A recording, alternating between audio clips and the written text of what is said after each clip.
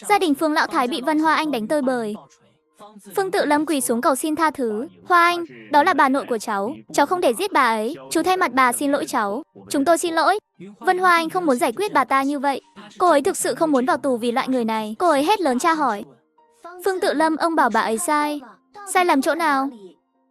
Sai lầm nằm ở Phương Tự Lâm nói không nên lời, cũng chẳng dám nói. Hắn dù có quỳ gối đi chăng nữa, chỉ là vì muốn cứu mạng bà lão. Vân Hoa Anh đã hiểu ra, nhếch môi cười khẩy. Phương Tự Lâm, tôi còn tưởng ông còn chút lương tâm. Hóa ra, ông chẳng khác đại ca của mình là bao. Từ những việc nhà các người đã làm, tôi đã nên nhìn thấu suốt rồi. Nhà ông thật không có đứa nào tốt. Không một đứa nào có lòng. Toàn là bọn súc vật chẳng ra gì. Nói xong, Vân Hoa Anh đá một phát vào mông bà lão.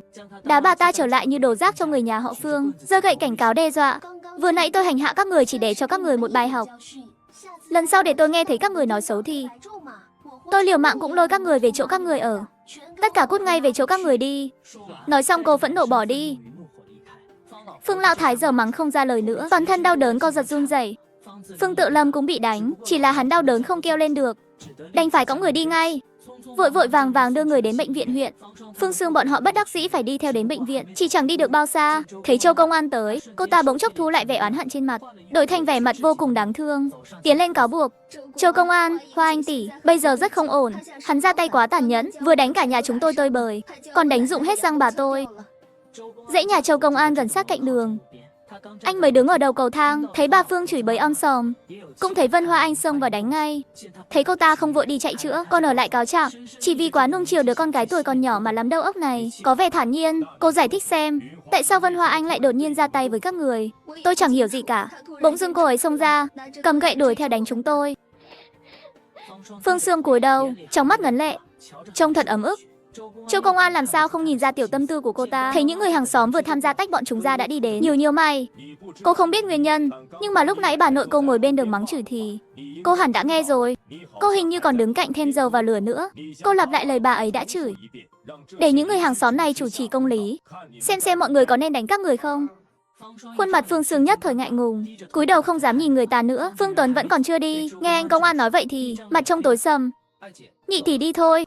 Phương Sương bị lôi đi. Châu công an đang nghĩ về ba đứa con nuôi của Phương Tự Cường, thở dài, lắc đầu. Lão Châu, vừa rồi đánh nhau là người nhà ai vậy? Là mẹ của Phương Tự Cường. Nghe đến mẹ của Phương Tự Cường là biết rồi. Mọi người thầm hiểu. Người hàng xóm lúc trước ra can còn có chút hối hận. Biết sớm là bà ta, tối lúc nãy không nên can ngăn. Mụ khốn nạn này đáng bị đánh. Người đánh bà ta lúc trước là con gái của Vân Tĩnh Hồng đúng không? Tên là Vân Hoa Anh. Hôm nay cô ta đã cãi nhau lớn với nhà họ Phương. Ra khỏi nhà thầy giáo Triệu, Vân Hoa Anh cũng chẳng về nhà ngay, nhưng lại theo đường lớn đến bệnh viện huyện. Cô ta không phải có lòng tốt đi thăm bà lão họ Phương, mà là muốn xem cảnh bà ta thê thảm, giống như cô ta đã dự đoán. Dù bà lão Phương đau đớn co giật khắp người, thì vẫn nói tục chửi bậy. Cái miệng mỏ mém vẫn không ngừng chửi rủa. Thích mắng chửi người như vậy sao? Tôi sẽ để bà chửi tiếp suốt đêm. Bắt đầu từ ngày mai, tôi sẽ cho bà cả đời này không nói bậy được nữa. Trở về nhà, Vân Hoa Anh đi thẳng vào không gian trong đáy mây. Tối nay cứ ngủ trong không gian này, phục hồi cơ thể, ngủ ngon một giấc đến sáng. Lúc này vừa vặn có tiếng gõ cửa, là Phương Tự Cường tới.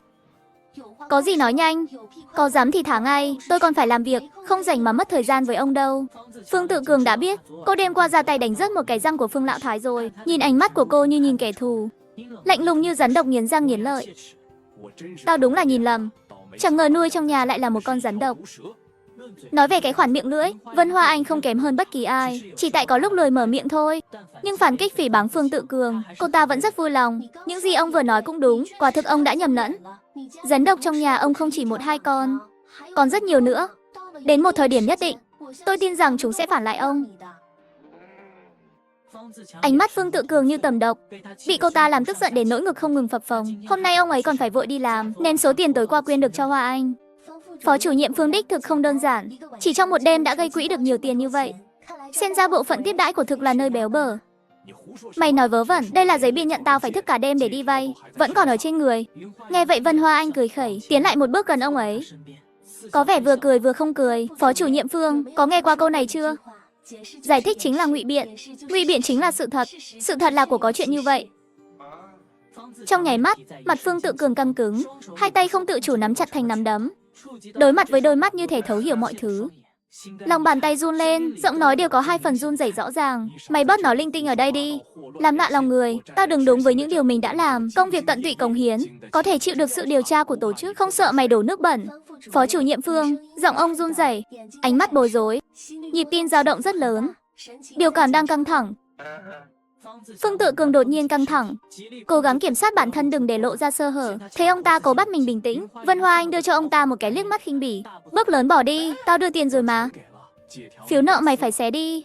Vân Hoa Anh dừng bước, lấy tờ giấy nợ ra khỏi cặp sách, ném cho hắn như đồ bỏ đi. Phương Tự Cường liếc qua rồi xé nát. Thấy cô lại bỏ đi, vội vàng đuổi theo hỏi, mẹ mày đi đâu rồi?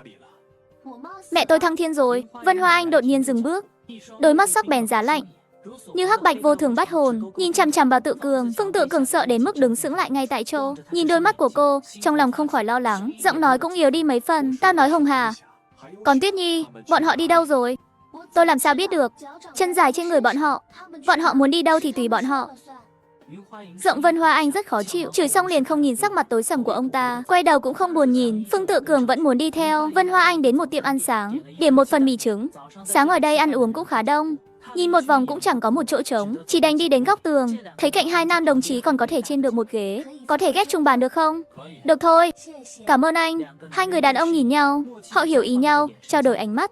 Người gầy và dám nắng hơn, nói nhiều hơn lên tiếng trước. Xin chào, tôi tên là Tống Nam Phong, đây là huynh đệ của tôi Hàn Trinh. Chúng tôi là người ở tỉnh khác, đến đây tiện thể xử lý chút việc. Cô có phải là người dân địa phương không? Vân Hoa Anh trước đó không nhìn kỹ họ, bây giờ thông qua tư thế ngồi và tính khí của họ, thấy ngay họ là binh lính, gật đầu đồng ý. Tôi là người địa phương. Chúng tôi đang tìm người dân địa phương để hỏi thông tin.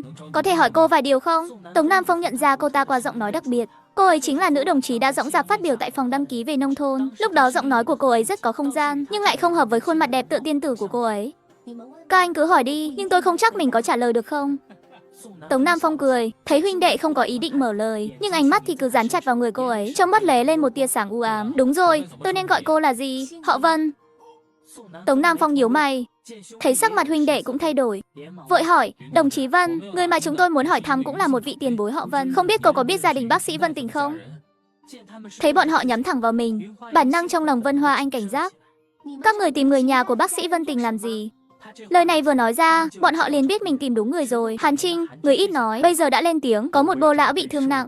Chúng tôi nghe nói Vân Tình đại phu y thuật cao siêu, nhưng đáng tiếc ông đã mất được nhiều năm rồi. Sau này biết được con cháu nhà họ Vân cũng có y thuật không tồi, nên mang người đến đây để thử vận may. Vậy thì vận may của các người không tốt rồi. Vì sao? Vân Tình đại phu chỉ có một con trai và một con gái. Con trai ông không theo học y, vì lý do cá nhân. Bây giờ cả gia đình đang ở trang trại cải tạo lao động. Con gái thì lại học được thuật chữa bệnh của nhà họ Vân. Chỉ là 7 năm trước bà ấy cũng hóa kiếp rồi. Hóa ra là vậy. Tống Nam Phong rất tiếc, trên mặt lộ vẻ lo lắng. Hàn Trinh cũng nhíu mày, suy tư trong vài giây, nhìn khuôn mặt tựa ngọc bích tuyệt đẹp của cô, ma xui quỷ khiến hỏi một câu. Vân đồng chí, chúng tôi nghe nói gia đình nhà họ Vân có loại thần dược trị thương, Vân Tình đại phu đã từng bán ra bên ngoài. Cô có nghe nói chuyện này không? Anh nghe từ đâu thế? Bệnh viện quân khu thành phố, vị lãnh đạo già bảo tôi, cũng nghe do một người bạn ở kinh đô nói lại. Vị lãnh đạo già bảo tôi, tin tức này độ chính xác cao, đâu phải lan truyền linh tinh đâu. Hắn không nhắc tới thuốc trị thương kia. Vân Hoa Anh cũng quên tiệt chuyện này, nghĩ tới hồi ông ngoại còn sống của đúng là đã phối chế loại thuốc này rồi, còn dạy cả đơn thuốc cho hai mẹ con họ, để bọn họ khắc cốt ghi tâm. Còn thành phẩm thuốc trị thương, với tính cách của mẹ cô, bà tuyệt đối không thể nào vứt bỏ của để lại của ông ngoại. Những đồ di vật quý đều bị bán hết sạch, thế nên hắn chắc chắn dùng ngón chân cái cũng nhìn ra được. Bài thuốc bí truyền ông ngoại để lại, cuối cùng lại rơi vào tay Phương Tự Cường. Các anh muốn có thuốc trị thương? Tống Nam Phong trịnh trọng gật đầu. Vị lãnh đạo bị thương này thân phận rất đặc biệt, tuyệt đối không được xảy ra chuyện bất trắc. Thấy hắn đối với chuyện nhà đại phu Vân Tình rất hiểu biết, họ Vân này có lẽ còn có liên quan với đại phu Vân Tình chăng? Tống Nam Phong nói giọng nghiêm túc. Chúng tôi biết kỹ thuật trị thương của đại phu Vân Tình, thần dược do ông ấy chế ra vốn đã là báu vật rồi. Nếu cô có thể giúp chúng tôi sẽ hậu tạ về sau. Không cần hậu tạ cái gì đâu, tôi chỉ có một yêu cầu. Cô nói đi, tôi có thể chắc chắn với anh rằng khi đại phu Vân Tình còn sống, có chế thuốc thần dược các người nói, tác dụng thì cũng tốt thật. Chỉ cần chưa đứt lìa tay đứt lìa chân, uống vào chỉ cần tĩnh dưỡng gần nửa năm là hồi phục như cũ. Nhưng mà lúc lâm chung, ông ấy đã truyền hết thuốc này cho con gái mình. Con gái ông ấy trước khi mất thì chưa từng bán loại thuốc này ra ngoài. Cả gia sản của ông ấy sau khi ông ấy mất thì đều bị thằng rể chiếm hết. Hai nam đồng chí đã hiểu, di sản của Vân đại phu tất cả lại rơi vào tay thằng con rể ở rể. Thương dược cũng ở chỗ của anh ấy. Yêu cầu của tôi rất đơn giản. Khi các anh giao dịch với con rể ở rể của nhà họ Vân, thì báo cho tôi tới đó. Yêu cầu này khiến họ rất ngạc nhiên.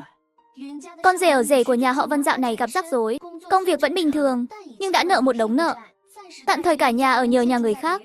Nếu các người muốn có được thần dược trong tay ông ta, tốt nhất ngày hôm nay nên chủ động đi tìm ông ta. Để trễ nữa thần dược này chắc là đã có chủ rồi. Hàn Chính híp mắt, trong lòng có nhiều sự suy đoán, nhưng không nói ra, hỏi một câu, vị rể ở rể của nhà họ Vân kia làm việc ở đâu?